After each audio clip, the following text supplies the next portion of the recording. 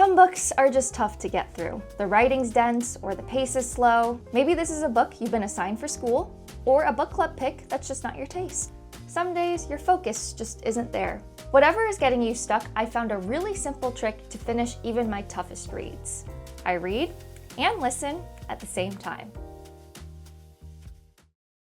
This is going to work for several reasons. First of all, you'll know exactly how many hours you have left in the book, which is helpful for planning, time boxing, and most importantly, reassures me that the end is in sight. If that remaining time I see feels too far away, what I can do is I can increase the speed, often allowing me to finish a book even faster than reading alone could. My record listening speed is like 3.25x. The second reason is that progress is guaranteed. By engaging both of your senses, eyes and ears, you're going to be so much more locked in, and even if my eyes glaze over momentarily, the narrator never stops until you press pause. But just don't ever press pause. Speaking of narrators, some are incredible performers, creating really fun voices for the characters. Howl, howl, go, howl, slurp. This is your captain speaking. I see that we have a couple of hitchhikers aboard. Sometimes the author themselves is doing the reading, which can create a really intimate listening experience. Everything is tuberculosis. This is the author, John Green. Whoever is doing the reading, I find that hearing a book read aloud can often revitalize my interest in the story. Fun fact, did you know that you can actually win awards for Best Audiobook, Narration, and Storytelling Recording? It's Grammy category number 69. Nice. And because audiobooks can be so fun, I even recommend listening to a book you're reading that you're enjoying. It's a nice change of pace, creates greater immersion, and honestly, it's just really relaxing. Like someone's telling you a bedtime story while you're following along. Are you totally convinced now about this strategy? Well, let me show you a few ways that I get this dual reading and listening situation set up.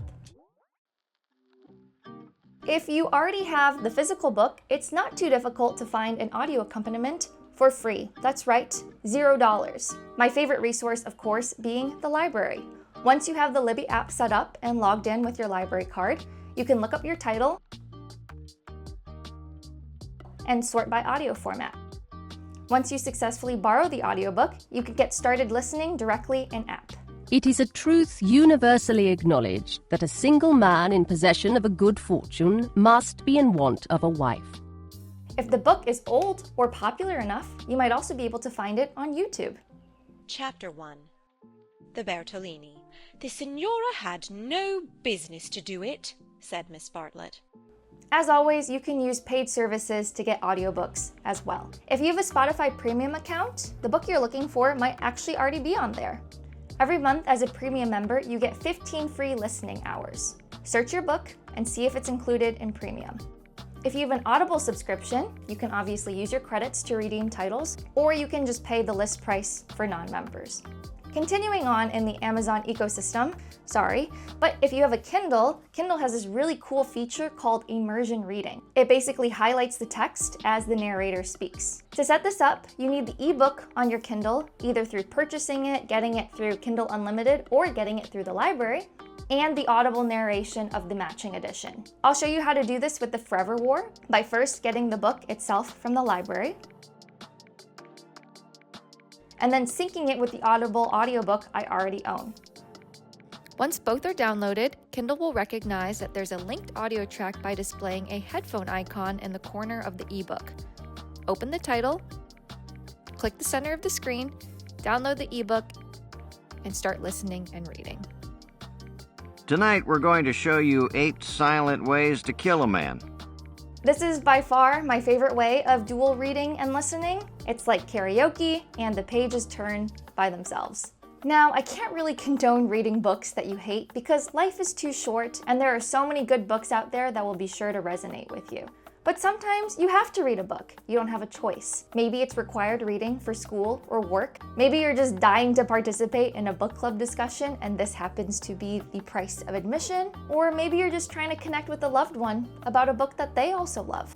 In all these cases, finishing can be worthwhile. Personally, I never feel great about DNFing a book unless it's outright offensive or absolutely unbearable from the first sentence. I will usually push through it. And I'll do this because I found that this builds discipline, perspective, and often reveals things that I wouldn't otherwise have gotten if I hadn't finished the book.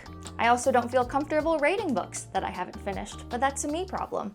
So if you're slogging through something tough or just want to relax deeper into a book that you're enjoying, I'd recommend giving reading and listening a shot. I can't promise that you'll enjoy the book by the end, but you'll certainly finish it this way. That is the Emily Read This guarantee. All right, see you next time.